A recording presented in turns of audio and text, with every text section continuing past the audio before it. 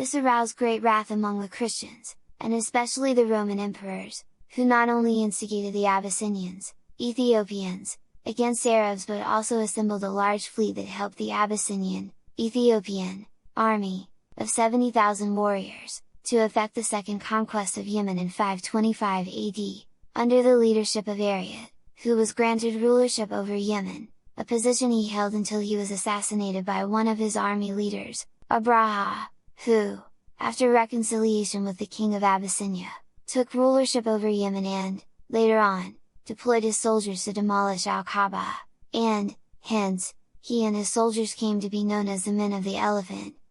After the Elephant incident, the people of Yemen, under the leadership of Madakarib bin Saifdi Yazin al-Himyari, and through Persian assistance, revolted against the Abyssinian, Ethiopian, invaders, restored independence, and appointed Madakarib as their king.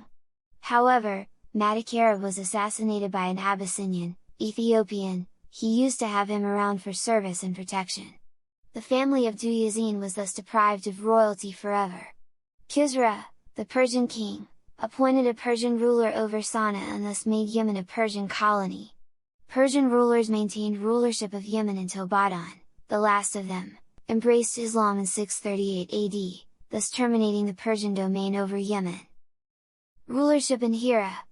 Ever since Qurash the Great, 557 to 529 BC, united the Persians, they ruled Iraq and its neighborhood.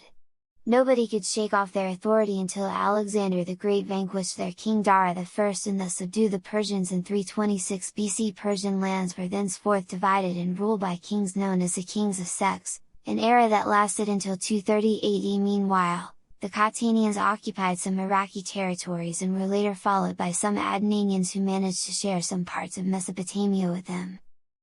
The Persians, under the leadership of Ardashir, who had established the Sasanian state in 226 AD, regained enough unity and power to subdue the Arabs living in the vicinity of their kingdom, and forced to leave for Syria, leaving the people of Hira and Anbar under the Persian domain. This aroused great wrath.